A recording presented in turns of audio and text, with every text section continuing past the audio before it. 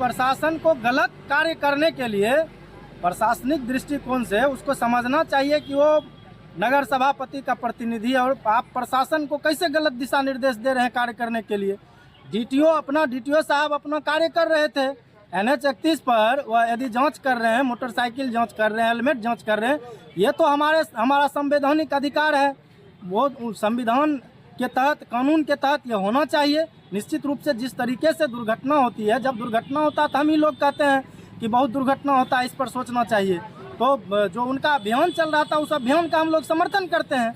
और इस अभियान को कुछ लोग जो है अपने दबाव में पावर और पोजीशन को दिखाते हुए जिस तरीके के शब्द का इस्तेमाल किया गया, उससे आप समझिए वो चाहता है कि मेरे पावर का इस्तेमाल, अरे तुम्हारे पावर का इस्तेमाल सही कार्य में होगा, गलत कार्य में नहीं होगा। जिस तरीके से डीटीओ साहब पर दबाव बनाने का प्रयास किया गया कि बिना हेलमेट के लोगों को छोड़ना चाहिए। क्यों भाई?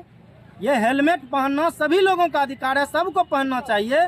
और सभी लोगों को यदि फाइन कटेगा, डीटीओ साहब यदि फाइन काटेंगे तो उनके सामने से यदि डीएम साहब की गाड़ी गुजरेगी, डीएम साहब भी यदि मोटरसाइकिल से गुजरेंगे और हेलमेट नहीं पहने रहेंगे तो उनको भी फाइन दे करके जाना पड़ेगा, जबकि वो जिला का मालिक होते हैं। वैसे लोग भी दबाव नहीं बनाएंगे तो ये अदना लोग जो कि अपने आप को कहता है कि हम नगर सभापति का प्रतिनिधि हैं, लेकिन उनको नियम और कानून नहीं समझ में आ रहा।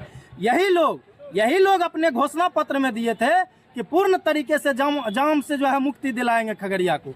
और जब डीटीओ साहब, जब यातायात के लोग जब जांच करते हैं, यातायात के लोग जब कार्य करते हैं, तो यही लोग उस पर दबाव बनाता है, गलत कार्य करने के लिए दबाव बनाता है। यह कहीं से उचित नहीं है। और ऐसे लोग यदि प्रशासन को गलत कार्य करने के लिए बाध्य कर रहा है तो प्रशासन को भी बाध्य होकर के ऐसे लोगों के खिलाफ आना चाहिए और इसको सरकारी कार्य के उल्लंघन के तहत इस पर FIR दर्ज होना चाहिए, क्योंकि कानून के साथ ये लोग खिलवाड़ कर रहे हैं।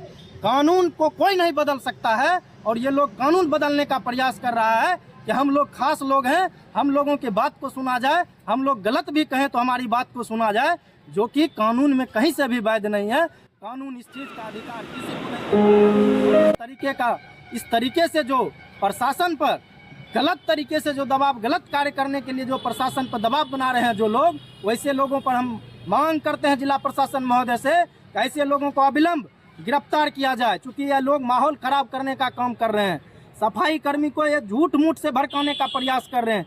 ये लोग पूर्ण रूपेण से जो है दंगाई, इन लोगों का प्रवृत्ति रहा है, पूर्व में भी रहा है। ये लोग दंगाई हैं। इन लोगों का जब गलत कार्य नहीं होता है तो ये लोग प्रशासन पर, आम लोगों पर ये लोग दबाव बनाते हैं, इसलिए ऐसे लोगों को अविलंब गिरफ्तार करना चाहिए। निश्चित रूप से ये लोग, हम तमाम लोग खगड़िया के लोग देखे थे कोरोना काल के समय में, जब सभी लोग को सुरक्षित रहने का दिशा निर्देश था, सभी लोग सुरक्षित रह रहे थे, तो नौनिहाल बच्चों को ये लोग, तो ये माफिया है, ये कोचिंग संस्थान माफिया है।